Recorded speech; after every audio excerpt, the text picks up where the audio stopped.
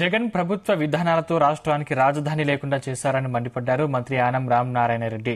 సచివాలయాన్ని నిర్లక్ష్యం చేసి పాలన సాగించారని, అమరావతి ప్రాంతాన్ని బీడుగా మార్చారని ఫైర్ అయ్యారు. వచ్చే 2 ఏళ్లలో అమరావతిని అద్భుతమైన రాజధానిగా తీర్చిదిద్ది రాష్ట్రానికి అందించి చంద్రబాబు శ్రమిస్తున్నారన్నారు. గత ప్రభుత్వంలో జరిగిన తప్పిదాలు, అక్రమాలపై వాస్తవ పరిస్థితులను ప్రజలకు వివరించేందుకు శ్వేతపత్రాలను విడుదల చేస్తున్నామన్నారు మంత్రి. ఆయన తండ్రి కూడా ఏటువే, ఒక మర్డర్ కేసు ముద్దాయి, ఇవాళ అనేక మర్డర్లకు ముద్దాయి ఈ ఏటు, అనేక దోపిడీలకి ఏటు ఇవాళ నిదర్శనం. ఏటుగానే మిగిలిపోతే బాగుండదు. ఉన్న A1 ప్యాలెస్ నుంచి ఇంకొక ప్యాలెస్ కి ఇతర రాష్ట్రాలకు వెళ్ళిపోయాడు.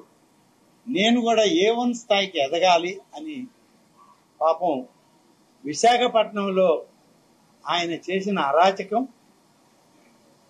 ఆయన చేసిన దుర్మార్గపు కార్యక్రమాలు, సభ్య సమాజం చీకొట్టేటువంటి కార్యక్రమాలన్నీ చూసి ఇవాళ ట్విట్టర్ బాబాయిని ట్విట్టర్ తాతయ్య చేసి A1 గా ముద్రేసింది ఈ సమాజం.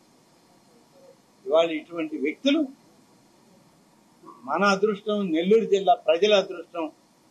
భగవంతుడు ప్రజల్లో వాళ్ళకు ఒక నమ్మకాన్ని, ఒక విశ్వాసాన్ని వాళ్ళకి ఇచ్చి, ఇటువంటి బడుద్దాయిలు మీకు వద్దు నాయనా అని చెప్పి వాళ్ళ చేత వాళ్ళల్లో పూని వైసీపీకి 10 సీట్లు పోగొట్టారు, పార్లమెంటు పోగొట్టి వాళ్ళని ఇంటికి పంపించి ఇవాళ తెలుగుదేశం పార్టీ పట్టం కట్టడం జరిగింది. తండ్రి ఏటు, కొడుకు ఏటు.